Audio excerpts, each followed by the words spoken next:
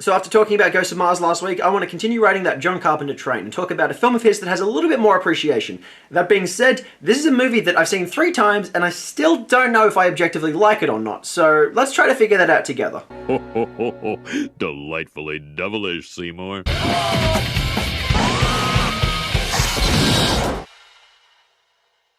Yes, everybody, welcome back to Delightfully Devilish, the show where we discuss films that all at once meet the criteria of being the good, the bad, and the ugly. I'm your host, Jukebox Harry, and today we are looking at John Carpenter's 3rd film in his Apocalypse trilogy and his foray into Lovecraftian horror. For those who aren't familiar, Lovecraftian horror refers to a subgenre of horror fiction popularized by author H.P. Lovecraft, who loved exploring the cosmic fear of the unknown. Common themes in his writing include an unreliable narrator, the uncertainty about whether the horror is actually going on or all exists as a figment of the protagonist's imagination, and a sheer sense of absolute hopelessness. In the Mouth of Madness is a 1994 horror film which serves as John Carpenter's love letter to H.P. Lovecraft. It's an entirely original story which features a lot of references to Lovecraft's work, predominantly the title, which actually is a reference to his work at the Mountains of Madness. And to be completely honest with you, every single time I watch this film, I really don't know. Do I like this film? Do I not like this film? There's so many things to enjoy about it, but it's just, there's something really wrong with it. It's one of those films which is like no other, which makes it stand out for good reasons, but it's also like no other for a lot of fundamentally problematic reasons. And the reception of this film by critics, audiences, and even Lovecraftian fans has always been really split down the middle, although it has gotten a little bit more favourable over time. In the Mouth of Madness starts with a rock and roll theme song, which is intense, exciting, and one that I absolutely dig as a metalhead.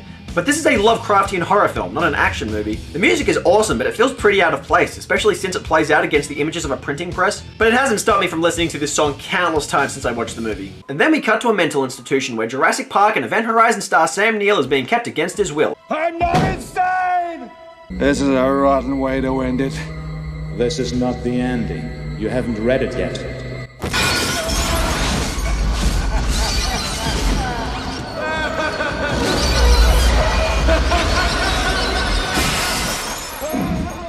By placing John Trent in a mental hospital, we're already uncertain about whether or not to believe anything he says or experiences. So this kicks things off to a good start. A doctor comes in to interview him. All of this started with the disappearance.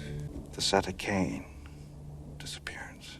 We flash back in time a bit to learn that John Trent is a freelance insurance investigator who is very good at his job. While out at lunch, he gets offered to investigate a claim on the disappearance of popular horror author Sutter Kane. And while this is happening, a strange nut from across the street decides to break his way into the diner with an axe. Do you read Sutter Kane? What? The audience obviously isn't meant to know exactly what's going on in this scene, but the man's eyes, that is a hell of an image, really sets it off to a creepy start.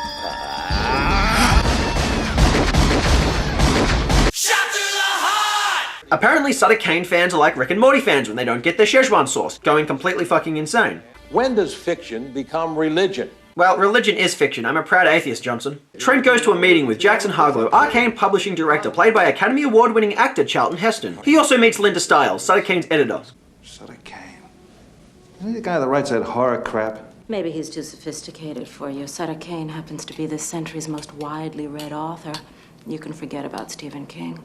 Kane outsells them all. Are you meant to take your words more seriously just because you folded your glasses with your lips? Like, what is that gesture supposed to mean? Also, darling, just because something sells a lot doesn't necessarily mean it's good. Transformers Age of Extinction was the highest grossing film of 2014. What does that tell you? Who was the last person to hear from him?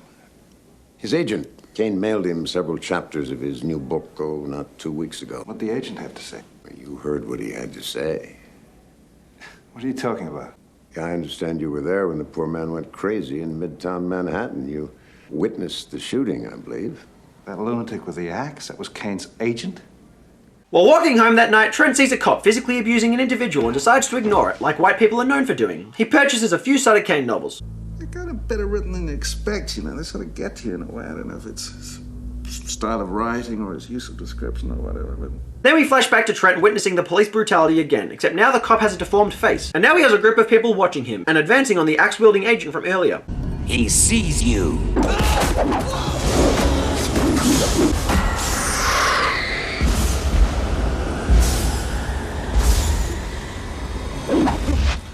Turns out it was just a dream.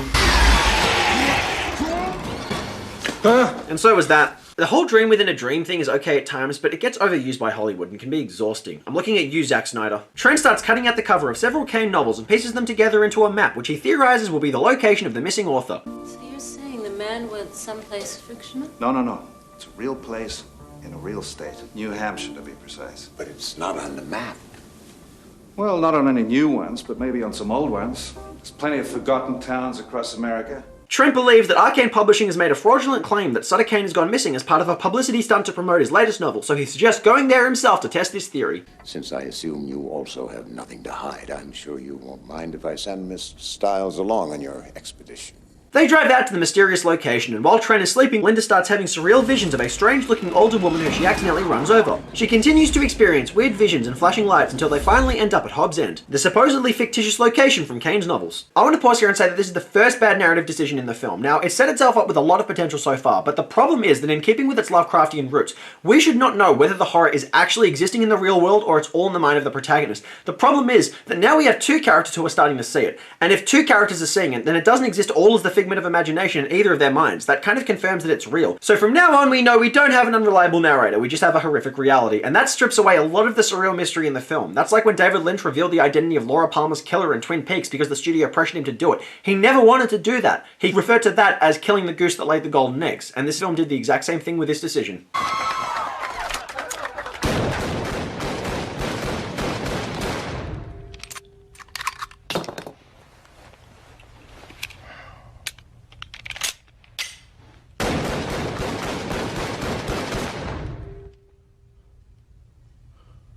Things already start to feel strange, with the town seeming very desolate. Stiles, how'd you know about this place? I thought you'd never been here before. I haven't. I've read about it. So have you. Hobbs End Horror. The hotel. It used to be filled with strange growing things, remember? One night the townspeople saw something moving in here. Something enormous, with arms like snakes. Linda starts noticing familiar sights, things she'd read about in Kane's novels. There should be a painting behind us. Oh, yeah. It's nice. There's a loose board there. Linda starts to feel like she's living in a Sutter Kane novel, but Trent isn't sold on the idea. Now, if what you're saying is true, there should be, out that window, a black Byzantine church with 250-foot spires with gold onions on the top. They approach the church, as do several gun-toting maniacs. Give him back!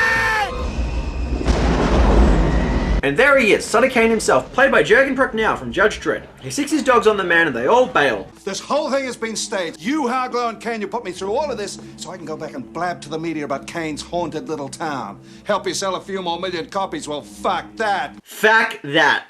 God, I love Sam Neill. This was a hoax. We did send Kane away on a publicity stunt, only he never showed up. Harglow sent me with you to make it look good. Only we weren't supposed to find anything, but we did. It's all happening for real, Trent. And it is all in that book, and that's how I know. You're lying. I read the books too, you remember? There's nothing about any mob, any little girl. Not in the old books, Trent, in the new one. He thinks it's all been staged. Now, obviously this scene is meant to symbolize Trent's inability to grasp something that goes beyond his understanding, but how much of this did he think that Arcane Publishing actually faked? Did he think that when the dogs attacked the locals and obviously injured them, then that was faked? Did he think that they built an entire town to resemble a town from Sutter Kane's novel? How about when they hit that woman with a car? Was that fake too? I really hope you're making this up. I really do, because if you're not, you're actually crazy. Please, Trent. Don't make me do this alone. If we are living in a Sutter Kane novel, he definitely does not write good female characters, because that kiss just came out of absolutely nowhere. They had no romantic chemistry before this. Trent continues to disbelieve Linda, but starts to sense that something is off. Hush. So hungry. Linda drives off, leaving John Trent to go to a bar and encounter a local. You, the old lady at the hotel, really, really good. Don't let it get to you. Just get out. Linda runs into some deformed little kids. Know what today is? Well, based on your injuries, I'm gonna guess it's the Sabbath day and you come from a Catholic family. Today is Mommy's day. What the fuck is that supposed to mean? Linda enters the church, and the film pulls off one of its best visual tricks.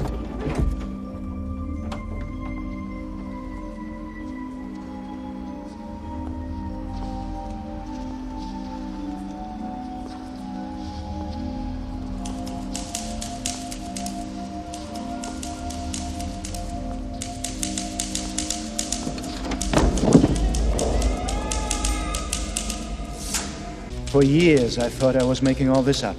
But they were telling me what to write. Giving me the power to make it all real. Kane exposes Linda to the transcript of his latest novel, warping her mind, and she starts making out with him, revealing him to be either a half monster or to be suffering from conjoined twin dyslexia. And the next scene actually starts to mark a weird turning point for the film. Trent wanders through a hotel, finding the owner to be a killer octopus type creature. Linda does some weird morphing behind the door before coming out and knocking Trent over, and then he runs outside to find everyone in some weird cult. This marks the point in the film where In the Mouth of Madness actually loses track of its plot and starts to descend into a pile of really surreal and overly complicated plot twists, all which you can't actually connect with any sensibility whatsoever.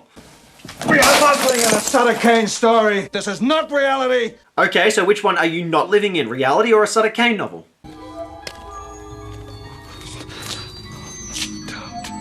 I have to. He wrote me this way.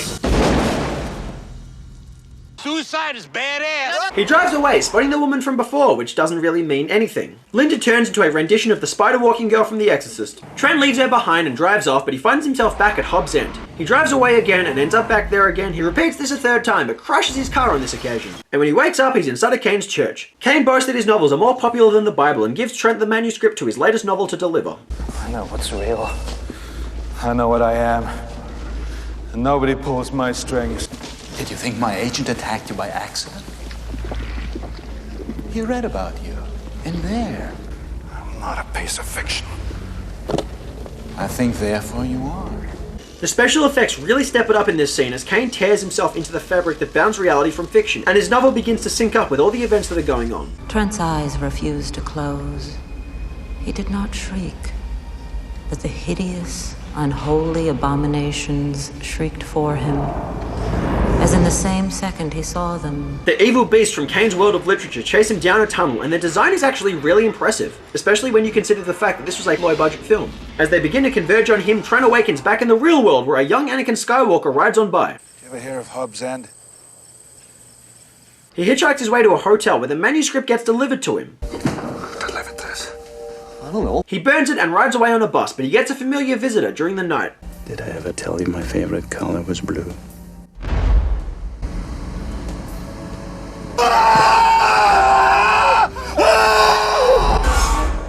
Every single time Sam Neill screams in a horror movie, it's just fucking wonderful. He did the same thing in Event Horizon. And that was a dream too. Sam Neill should just never fall asleep in horror movies. There never was, is, or shall be any such place called Hobbs End. Ever. I want to see your supervisor! Okay, Karen. He walks past the poster from earlier, and when he tears it, he spots an even more familiar face this time. He finally gets back to Arcane Publishing to tell his story. Style, oh, that's the girl you say I sent with you, did it? But I know I sent you off alone. Why wouldn't I remember her? Wait, what? Everything I've said is true, it's real. And that's why I had to destroy the last manuscript, you know. But I know that's not true. What are you talking about? You delivered that manuscript to me months ago. To me personally, in this room. Okay, no, I do not believe either of those plot twists. Him delivering the manuscript months ago, Linda never existing, that is above and beyond too much suspension of disbelief. And I say that as someone who's able to believe the convoluted plot twist that fact and fiction have blended in this film, as well as every other plot twist in the film. These are just a few prawns short of a galaxy. The movie comes out next month. Done.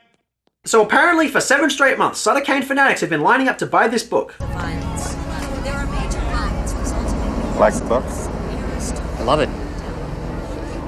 Good. Then this shouldn't come as a surprise.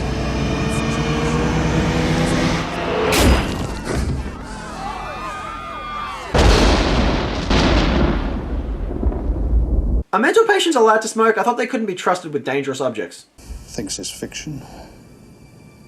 And that Sutter Kane's causing the epidemic. Do you read Sutter Kane? Later, Trent wakes up while everyone outside is being massacred by Kane's monsters, and he later exits into a world that has been left desolate, with everyone having been murdered. He exits the mental hospital and of all places decides to go to the movies to see the film adaptation of In the Mouth of Madness, where he is credited as the star. As we zoom up on the poster, you'll see that the actors have all been credited as their characters, but the crew of the movie we're watching is the crew of the film within the film. Where is the consistency? If you're crediting John Carpenter as the director and Gary B. Kibb as the director of photography, you might as well credit Sam Neill as having played John Trent, because that probably makes a little bit more sense. If John Trent played John Trent, Trent, then that means he's an actor in the real world and not strictly a fictional character in Sutter Kane's novel. Or did he play his role in a film several months ago and forgot about it, like he forgot that he delivered the manuscript to the head of Arcane Publishing? Ugh, this is just... we're getting to way too much for me to keep trying to believe by this point. He goes to watch the film, which is literally composed of footage from the actual film itself, which makes him laugh maniacally at the screen before being reduced to tears as the credits roll. Is In the Mouth of Madness a good film? I don't know what to say. In the Mouth of Madness is a great story trapped inside a very average film. Average, but not mediocre. There are a lot of great themes in this film. Sutter Kane's fanbase turning insane from reading his works, the boundaries between reality and fiction being breached, the sheer sense of nihilism in the narrative. It sets up a lot of great potential and embodies a lot about what made H.P. Lovecraft so great, but it never ends up delivering on it. The first major problem in the film is how it treats its characters. John Trent is a solid protagonist, and Sam Neill plays him with absolute perfection, showing us the same talent for madness that he delivered in Event Horizon. At the start of the film, we see that John Trent is a sophisticated intellectual who is good at his job because of how he thinks logically. Over the course of the film, we see his mind challenged by the insanity of the unknown and that which cannot be explained. Sam Neill develops his character as the story progresses, but there are big gaps between each period of the character's story, and that's because the narrative spends too much time focusing on Linda. I already mentioned how her seeing so many horrific things breaks the illusion of the unreliable narrator trope, but honestly, she also just distracts from time that could be spent characterizing John Trent. His journey into the Mouth of Madness is the core of the story, and all of Linda's scenes don't really add anything essential to the narrative. They give us some chills, sure, but they're not exactly necessary, especially considering that this time could be spent delving into the psychology of John Trent as he has to question reality and deal with his inability to escape from Hobbs' End. And given that she literally gets written out of the film, it's all for nothing. I feel like I also want to understand more about Sutter Kane, especially since Jurgen Prochnow is so solid in the role, but at the same time, he's probably better kept as a mysterious enigma. The second major problem within the Mouth of Madness is probably the most obvious one. Just how fucking confusing it is. There is so many convoluted plot twists in this film that M. Night Shyamalan probably furiously masturbates at this movie. While the story starts with promise, it loses its edge, wasting a lot of time on Linda and then piling up more and more ridiculously random plot twists until the film's mythology just completely disappears deep into the asshole of madness.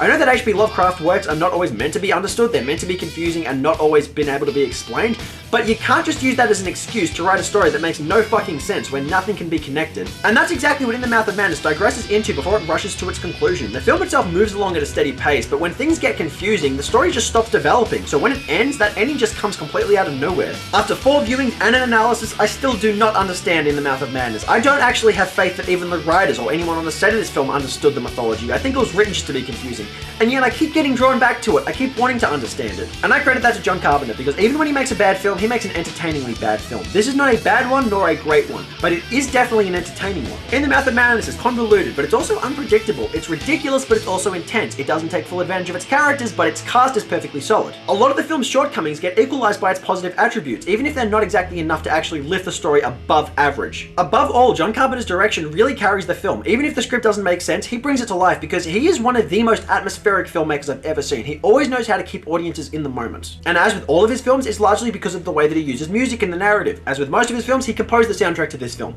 I still don't fully understand why he used that rock and roll theme at the start of the film, but it actually makes a lot more sense at the end of the film because it gives the movie a maniacal tone. Carpenter's sense of imagery is great as always, utilizing solid locations and steady widescreen cinematography. He also integrates some really impressive visual effects and solid prosthetics, which are all particularly impressive when you consider that only $7 million actually went into producing the film. This man is a master of low-budget filmmaking.